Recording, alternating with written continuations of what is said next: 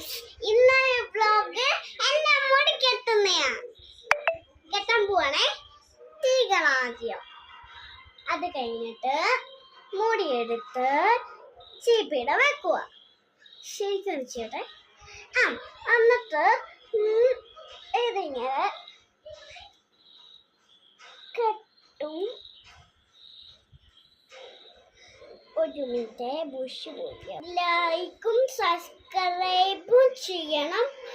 നിങ്ങൾ പിന്നെ മുടി കെട്ടുന്നവരാണെങ്കിൽ ലൈക്കും സബ്സ്ക്രൈബും ചെയ്യൂ.